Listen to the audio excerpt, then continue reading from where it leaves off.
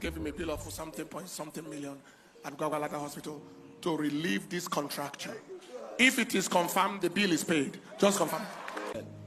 Early this year, our brother was involved in a gas explosion in his house. According to him, he was cooking and at the same time using his phone, and the gas exploded. Came to the service with a stiff neck, also couldn't swallow his spit. Immediately he stepped into the premises. He felt a cold sensation. This is Mr. Igoche. I was a staff of Destiny Christian Academy, a school owned by Dunamis International Gospel Center, and I was sacked unjustly by the school on allegations of molesting female students at various instances in the school. The sack happened summarily such that I wasn't given an opportunity to defend myself or even face any disciplinary actions. A committee, so to say, they issued me a query on a Thursday, 16th of April 2021, and I replied the query the next day, being 17th. In their query, they said they have CCTV footage of me molesting a particular girl and many other students. And my reply was direct. I reminded them of how hardworking and dedicated I've been to my job at Destiny Christian Academy. And in all those years, my character has never been questioned. My input has never been questioned. My hard work and dedication earned me a lot of promotions, and it made me an envy for a lot of the other staff. That's by the way. So when I was sacked, that very day I was issued with a sack letter. I ran to the pastor's house, that is Pastor Paul Enenche. I ran to his house and waited for him, even though they told me he was resting. I waited, and when he eventually came out, I showed him the sack letter. He was very angry and said, "So this is what I've been doing in the school?" And I said, "No, that this information contained in this letter is not correct, and that's why I'm running to him so that he can set up a committee to look into the matter." He assured me that he was going to do something about it, and he never did. A kind of sound coming out from the neck. Now he can turn the neck and he can swallow his spit. He can turn the neck and he can swallow. Father, in the name of Jesus, thank you for this intervention. Nobody will ever be a victim of this. In Jesus' name. Brother, I know that it is well with you and you can still benefit from reconstruction surgery here. They can release this contracture. Okay? Just go ahead and confirm what it takes to get this relieved. Okay? Well, somebody follow him. He said they gave him a bill of something point something million at Gwagwalada Hospital to relieve this contracture. If it is confirmed, the bill is paid. Just confirm. Just confirm there. Just confirm what it entails. Now the neck is relieved. The sound is done. He can swallow right now. It's something that is easily doable. Give the Lord a praise. 2 weeks, 3 weeks, 1 month, I didn't hear from them. And I was following up with his wife, Mrs. Becky Enenche, who is the director of the school. I sent her numerous text messages and she replied me on one of those occasions to say that it's an unfortunate situation, that the school told her that they have CCTV footages, and as such, she would not be able to help me in any way. So I said, okay, it's fine.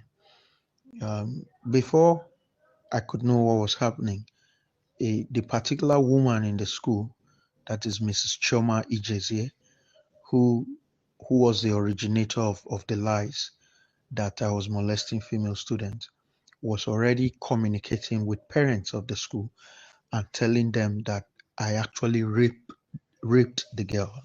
It wasn't just molestation, but I actually raped the girl, and that these parents should avoid me as much as they could. Before I could know what was happening again, the school had sent an official message on all their social media platforms to all the parents, um, telling them that I've been sacked by the school, so they should no longer communicate with me. Now, looking at all this, I felt that there was a need for me to clear my name because, of course, for posterity's sake, I have children who may stumble on this information in the future and they will ask me questions. So I got a lawyer, and the lawyer wrote to the school. We wrote politely, honorably, and appealed to the school to do two things for us. Either they set up a panel to look into the matter thoroughly, or better still, report me to the police, since it was a criminal offense that they were alleging me of.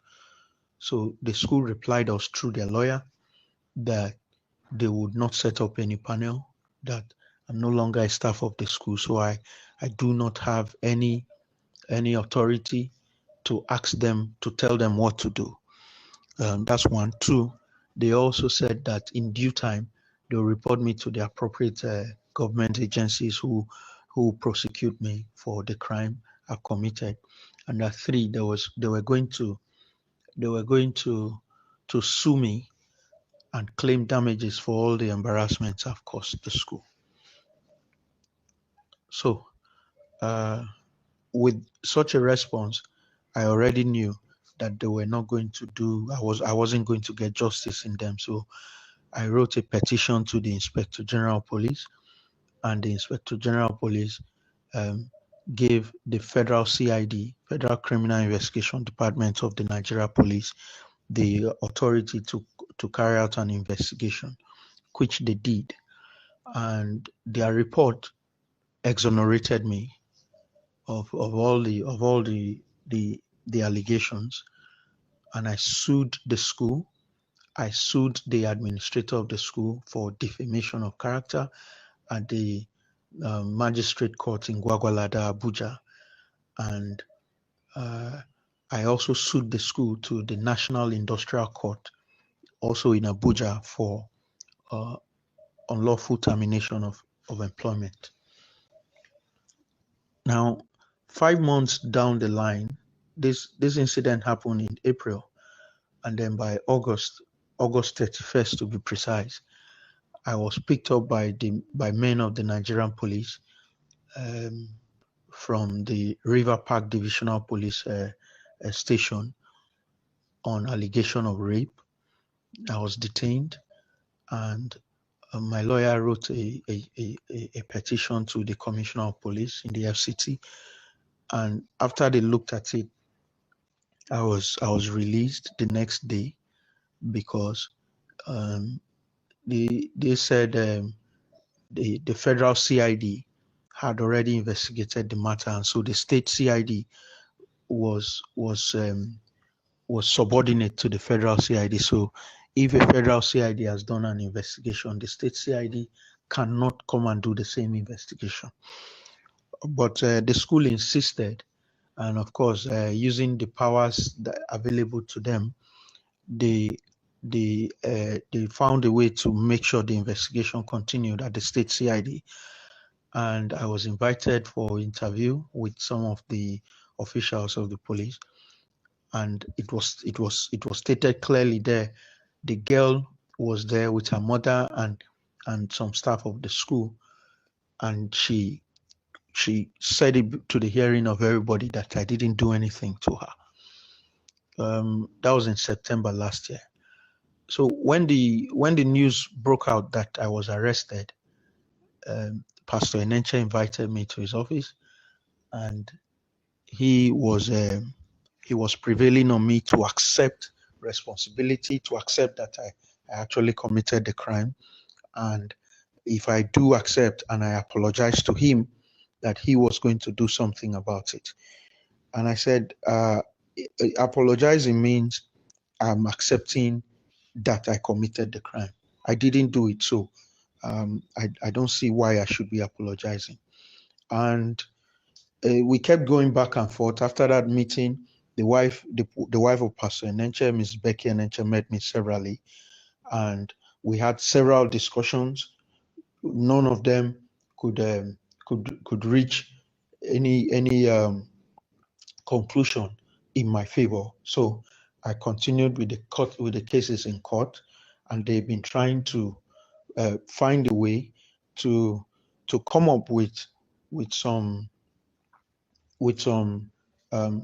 allegations against me, to see how they can make me withdraw the cases at the court. By all means, they have tried to use my brother, manipulating my brother against me.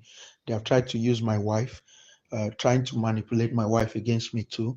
And they've tried every means possible, but I've been able to stand my ground so far.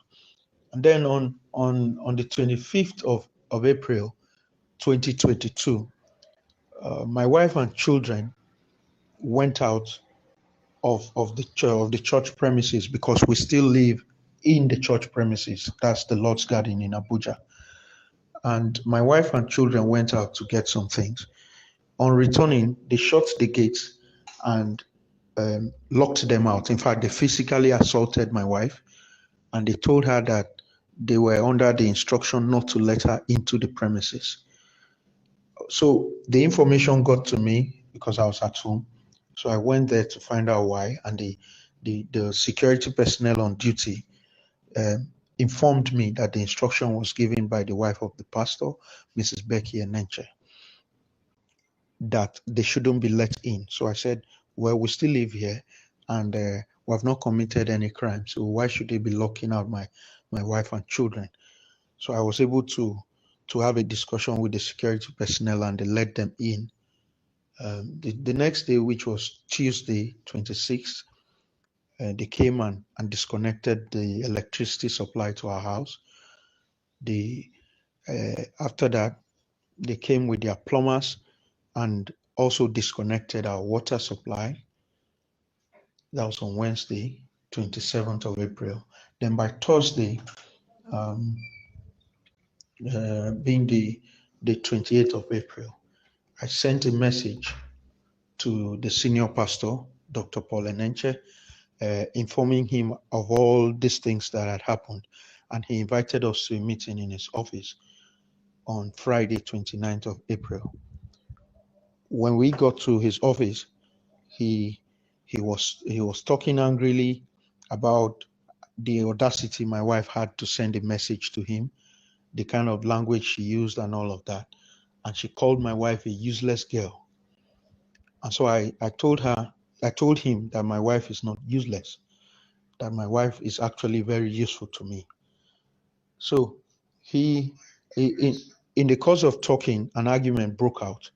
And then he started insulting me directly, calling me a useless boy, calling me a stupid boy, a non-entity.